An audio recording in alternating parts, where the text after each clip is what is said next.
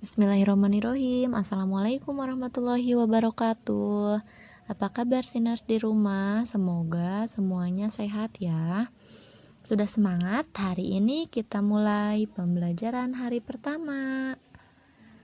Kita akan belajar tema 1, hidup rukun di rumah. Ayo siapkan bukunya ya. Di pelajaran bahasa Indonesia KD 3.1 dan 4.1 kita akan belajar menjelaskan ungkapan dalam teks, lagu, dan percakapan. Siners di rumah, tahu tidak apa itu ungkapan? Apa sih ungkapan itu? Ungkapan adalah gabungan beberapa kata yang memiliki makna baru. Makna baru itu apa? Artinya pengertian. Ungkapan itu sering kita temukan dalam teks cerita, lagu, ataupun percakapan kita sehari-hari. Biasanya ada yang mengandung ungkapan-ungkapan yang perlu diartikan atau yang mengandung makna. Nah, sebetulnya ketika kita mencari ungkapan, tentunya kita harus memiliki kamus bahasa Indonesia atau bisa langsung menanyakan kepada orang tua atau cari di internet. Kita lihat nih, ada teks cerita. Dedi adalah anak yang murah hati. Ia selalu berbagi dengan adiknya. Ia juga selalu senang membantu orang tua. Ayahnya, ibunya, dan adik sangat menyayangi Dedi. Coba mana ungkapan yang menunjukkan makna baru? Nah, murah hati ya. Apa sih makna dari ungkapan murah hati? Artinya suka memberi atau dermawan. Coba selain itu, apa saja sih ungkapan itu? Tentunya banyak sekali ungkapan yang ada di dalam kamus ya. Contoh ungkapan lain, misalnya keras kepala. Maknanya apa ya keras kepala itu? Artinya sombong, tidak mau dinasehati. Ada juga buah tangan. Artinya apa ya? Oleh. Terus adu mulut. Artinya atau maknanya itu bertengkar. Banyak sekali ungkapan yang sering kita temukan di dalam teks, di dalam lagu maupun dalam percakapan. Wah, Siners, ternyata dalam ungkapan juga kita bisa membuat kalimat. Ayo buka bukunya halaman 8. Menjelaskan ungkapan dalam teks. Nah, Sinar di rumah udah tahu kan apa itu ungkapan? Nah, ungkapan adalah gabungan beberapa kata yang memiliki makna baru. Ternyata dalam ungkapan itu bisa dijadikan sebuah kalimat. Contohnya nih, ibuku sudah banyak makan asam garam dalam hal membuat kue. Nah, ungkapannya apa? Yang dicetak tebal ya, makan asam garam. Artinya apa? Artinya pengalaman. Coba kita lihat lagi kalimat yang lain. Nah, misalkan, ayahku pulang kerja membawa buah tangan untuk semua keluarga di rumah. Coba makna ungkapannya yang mana ya? Buah tangan, maknanya apa? Oleh-oleh. Nanya. Nah, selanjutnya ada lagi kalimat kita tidak boleh adu mulut dengan teman.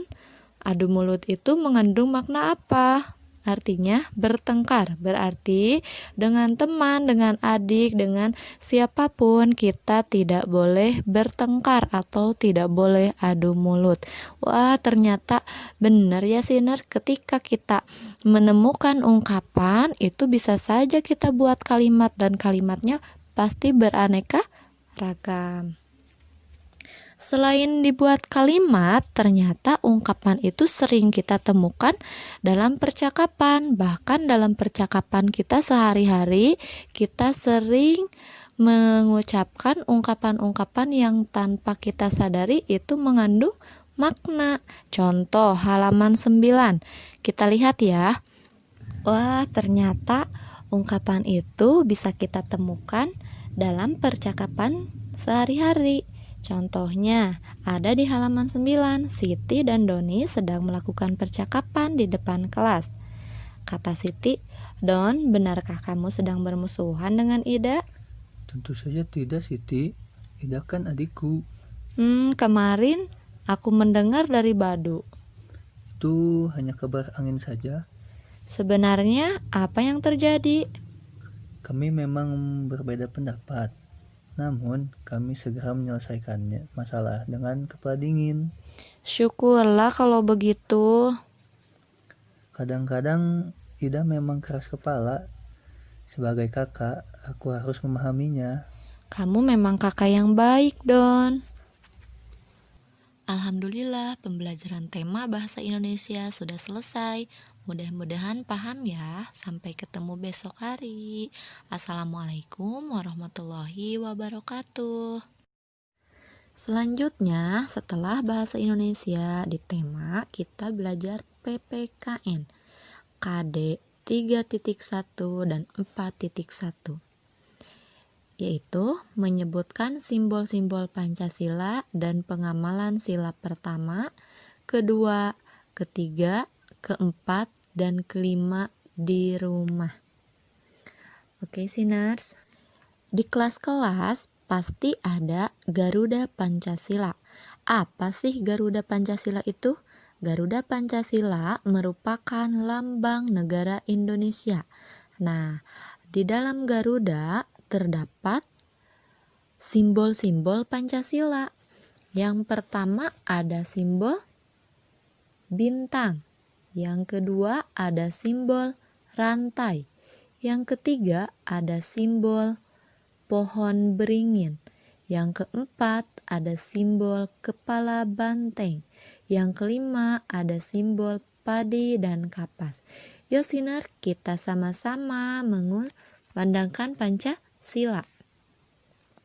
1. Ketuhanan yang Maha Esa. 2. Kemanusiaan yang adil dan beradab. 3. Persatuan Indonesia. 4. Kerakyatan yang dipimpin oleh hikmat kebijaksanaan dalam permusyawaratan perwakilan. 5. Keadilan sosial bagi seluruh rakyat Indonesia. Siapa yang sudah hafal Pancasila? Wah, hebat, semuanya sudah hafal ya. Kenapa? Karena tiap hari Senin kita selalu upacara dan membacakan Pancasila. Mudah-mudahan Siners di rumah juga sudah hafal semuanya ya. Nah, Pancasila ini merupakan pedoman hidup bangsa Indonesia. Nah, di dalam Pancasila itu banyak sekali pengamalan-pengamalan nilai-nilai Pancasila yang bisa dilakukan di mana saja. Ada yang bisa dilakukan di rumah, di sekolah, maupun di masyarakat. Mari Siners, kita sebutkan pengamalan nilai-nilai Pancasila. Sila pertama, ketuhanan yang Maha Esa. Pengamalannya apa saja nih? Yang pertama, berdoa sebelum makan. Yang kedua, sholat berjamaah dengan keluarga atau dengan teman. Terus yang ketiganya, tidak membedakan agama. Nah, meskipun teman kita berbeda agama, kita tidak boleh membeda-bedakan. Tetap harus berteman dengan siapapun. Harus saling menghargai keyakinan agama masing-masing ya. Kemudian sila kedua. Sila kedua itu bunyinya kemanusiaan yang adil dan beradab. Nilai-nilainya apa saja ya? Yaitu yang pertama, membantu adik belajar, karena sila kedua itu kemanusiaan yang adil dan beradab berarti harus saling menyayangi sesama manusia, tidak boleh pilih-pilih teman ya. Kemudian harus gemar berbagi dengan siapapun. Jangan pilih-pilih kalau mau berbagi juga ya, harus semuanya kebagian. Kemudian yang ketiga, simbolnya pohon beringin, bunyinya Persatuan Indonesia. Kira-kira apa ya nilai Pancasila untuk sila ketiga? Yang pertama, melaksanakan upacara bendera pada hari Senin. Itu merupakan Persatuan Indonesia, sila ketiga. Yang keduanya, membersihkan rumah bersama-sama. Karena dalam sila ketiga itu Persatuan Indonesia, berarti kita harus bersatu ya, membersihkan rumah, membersihkan kelas, membersihkan lingkungan rumah. Nah, kita harus bersatu atau kita harus sama-sama membersihkan supaya apa? Supaya pekerjaan juga akan terasa lebih ringan. Kemudian yang keempat itu simbolnya kepala banteng. Ingat ya, bunyi silanya kerakyatan yang dipimpin oleh hikmat kebijaksanaan dalam permusyawaratan perwakilan. Kira-kira nilainya apa ya? Nah, yang pertama, mengadakan musyawarah. Nah, biasanya ketika masuk sekolah, kita selalu mengadakan musyawarah di kelas.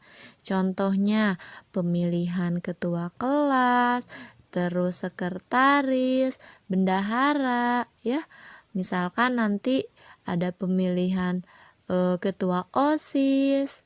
Nah, ataupun di rumah nih, di rumah misalkan musyawarah ketika liburan, kira-kira Sinners mau liburan kemana ya? Kalian di rumah biasanya musyawarah dengan ayah, bunda, adik, kakak, musyawarah untuk menentukan piknik atau wisata ke tempat mana nih di akhir pekan atau di liburan sekolah nanti gitu ya. Jadi sila keempat ini artinya kerakyatan yang dipimpin oleh hikmat kebijaksanaan dalam permusyawaratan perwakilan itu berarti harus mengadakan musyawarah, kemudian harus menghormati keputusan yang sudah ditentukan. Misalkan pilihan nomor 1 di kelas Musdalifah A yang terpilih menjadi KM adalah Angga misalkan. Berarti teman-teman semuanya harus setuju karena sudah diadakan musyawarah atau pemilihan ketua kelas. Kemudian ketika di rumah juga misalkan ayah memilih untuk berwisata ke kebun binatang dan semuanya harus menyetujuinya. Atau kenapa harus menyetujuinya? Karena kita harus menghormati keputusan ayah. Kemudian kita juga tidak boleh memaksakan kehendak. Ketika sudah terpilih Angga misalkan yang menjadi KM, ternyata Faiz atau Firas tidak menyetujuinya karena pengen Faiz atau Firas yang jadi KM-nya. Tetap kita harus mengambil suara terbanyaknya. Ada pula nih di lingkungan masyarakat. Kira-kira Sinners di rumah pernah tidak melihat adanya pemilihan ketua RT RW atau kemarin pemilihan presiden? Sinners di rumah tahu kan siapa yang terpilih menjadi presiden? Nah, pemilihan presiden itu diambil dari musyawarah seluruh Indonesia, diadakan voting pemilihan presiden dan yang terbanyak memilihnya itulah yang menjadi pemenangnya. Oke, sekarang lanjut ke sila yang kelima. Sila kelima artinya padi, simbolnya padi dan kapas. Bunyi silanya keadilan sosial bagi seluruh rakyat Indonesia. Berarti kita harus bersikap adil terhadap sesama manusia ya. Ketika berbagi makanan, jangan pilih-pilih makanan. Kita harus adil memberi makanan kepada semua orang. Ada yang sedikit, ada yang banyak. Tidak boleh seperti itu. Harus disamakan semuanya.